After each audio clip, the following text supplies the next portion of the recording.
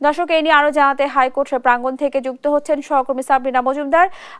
Sabrina, doctor Zubaida রহমানের দুর্নীতি মামলায় সাজার বিরুদ্ধে করা আপিলের রায়ের বিষয়ে কিছু জানতে পেরেছেন কিনা আমাদেরকে বিস্তারিত জানাবেন। স্নেহা, ডক্টর জুবাইদা রহমানের যে আপিলের রায়ের আজকে দিন ধার্য করেছিলেন বিচারপতি খসরুজ্জামানের একক দিন হচ্ছে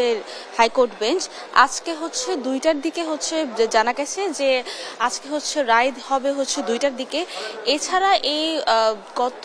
13ই মে কিন্তু হচ্ছে এখানে হচ্ছে ডক্টর জুবাইদা রহমানের এই মামলাটি আসে এবং সেখানে হচ্ছে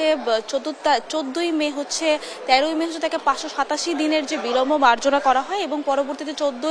14ই মে তার আপিল হচ্ছে গ্রহণ করেন এবং পরবর্তীতে কিন্তু শুনানি হয় এবং শুনানিতে তার জুবাইদা রহমানের যে আইনজীবীরা এস.এম. শাহজাহান তিনি যেটি দাবি করছেন যে এখানে যে জ্ঞাত আয় বহির্ভূত এবং তথ্য গোপনের নামে যে মামলাটি করা হয়েছে সেখানে তারা দাবি করছেন যে এখানে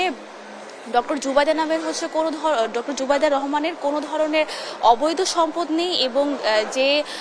সম্পদ এই মামলাটি আসলে যখন চলমান ছিল সেই মামলাটির প্রক্রিয়াটি ঠিক ছিল না এবং এখানে যে মামলাটি করা হয়েছিল তখন হচ্ছে কিন্তু যে আসামি পক্ষ ছিল তারা কিন্তু আসামিরা কেউই হচ্ছে দেশে ছিলেন না, তো আসামি পক্ষে থেকে কিন্তু আইনিভাবে লড়াইও করা যায়নি। তো তারা বলছেন যে এই মামলাটি আসলে প্রক্রিয়াগতভাবে হচ্ছে এই মামলাটি ঠিক হয়েছিল, এই মামলাটি প্রক্রিয়া ঠিক হয়নি বলে এই মামলাটি হচ্ছে তারা খালাসও দাবি করছেন এবং আইনজীবী এস.এম. শাহজাহান বলেছেন যে এই মামলায় কিন্তু তারেক রহমানও আছেন এবং তারেক রহমানেরও কিন্তু এই মামলাটি যেহেতু প্রক্রিয়া সঠিক ছিল না তো তারা দাবি করছেন যে এই মামলায় আসলে দুজনের আসলে খালাস পাবেন। এবং সেই সাথে আরেকটি যেটি তথ্য জানিয়ে দিতে চাই যে এখানে হচ্ছে শুনানিতে আমরা শুনতে পেরেছি যে এখানে বলেছেন যে তারেক রহমানের যে বাড়ি যেগুলো ছিল সেগুলো হচ্ছে অবৈধভাবে, কিন্তু এখানে আসামি পক্ষে আইনজীবী অর্থাৎ ডক্টর জুবাইদা রহমানের যে আইনজীবী তারা বলছেন যে এই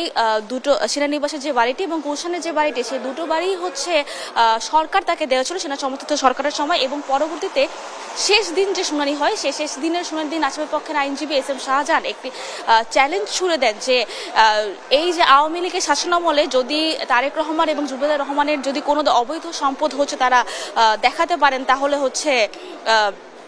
তারা চ্যালেঞ্জও ছুড়ে দেন যে হচ্ছে এখানে কোনো ধরনের কোনো অবৈধ সম্পদ আসলে তারেক রহমান বা জুবাইদা রহমানের নেই। তো এখনো শুনানি শুরু হয়নি, 2টার দিকে হচ্ছে শুনানি শুরুর পরই হচ্ছে রায় দিয়ে দেওয়া হবে।